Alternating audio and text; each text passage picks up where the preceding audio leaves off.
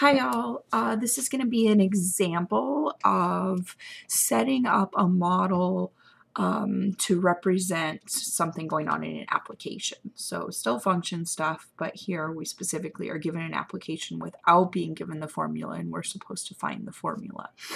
The idea here would be that in a lot of these problems, our goal would be to find a maximum or a minimum value. We're not ready for that. That's more of a Calc 1 problem, but we can work on the setup so that hopefully when we get to Calc, this won't be quite such a challenging section. Word problems are always hard, so practicing more, I think, is a good plan. Okay, so first one I've got here is volume of a cardboard box. So again, the idea would be we're given a piece of cardboard, 25 by 50 inches. We're going to turn it into a box by cutting squares out of the corners of the piece of cardboard and then folding the edges up. And we are trying to write a formula that gives the volume of the box as a function of the length of the cutout.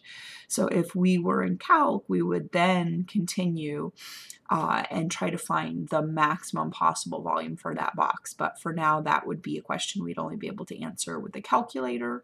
And I'm happy if you could just work on setting up the problem. So when you're starting a problem like this, if you can draw a picture, do it. So here's my piece of cardboard, 25 inches by 50 inches. And again, we're cutting squares out of each corner. And then we'll be making a fold.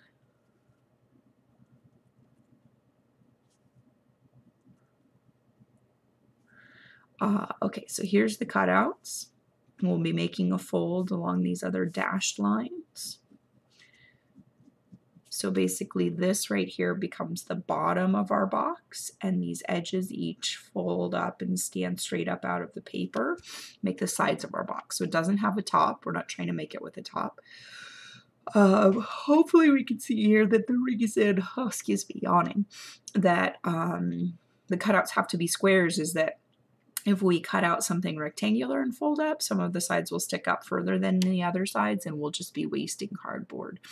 So square cutouts will make everything line up when we fold up the edges. Okay, to actually get started on setting up the equation, I find that a lot of people get stuck because they're trying to do too much at once. So we do have a variable x defined for us. So x is the length of these cutouts, and we're trying to find volume as a function of x. This is our goal. So if you can jump right into this and just write down a formula, great. But if not, my advice for breaking it down into some steps is just to start with the basics. And I find that people get in trouble if they throw in too many variables. So the basics here would be, I'm trying to find the volume of a box. And to do that, I need to find its length times its width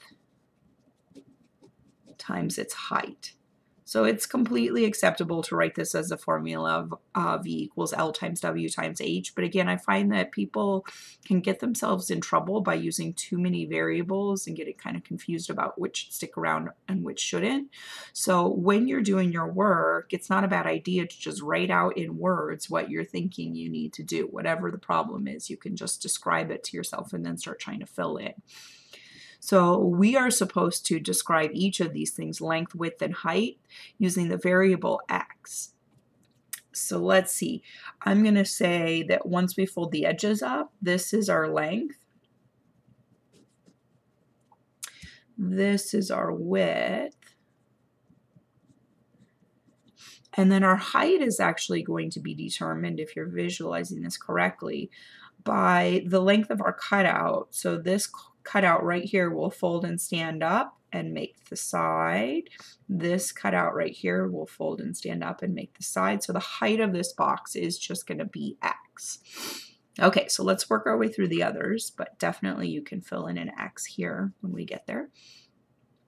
Length. If the length of the box ends up just being this part, we have to fold, so we lose a little bit on each edge. We don't get the full 50 inches.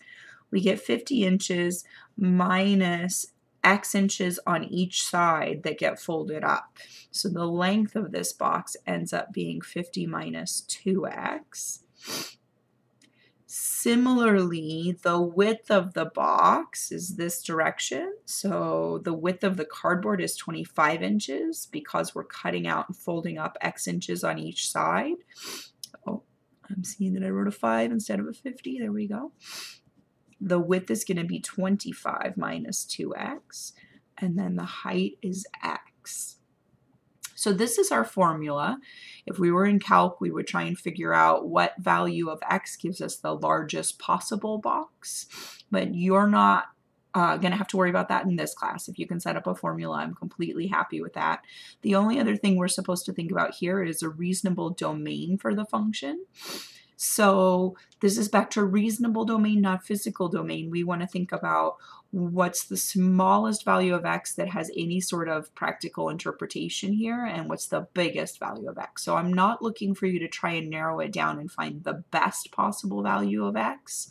Again, the thought there would be if we're trying to find a maximum, maybe you want to narrow it down to what you think will give you a maximum. That's not the goal. This is a function, and the goal is to pick out all x values that have any real world meaning at all.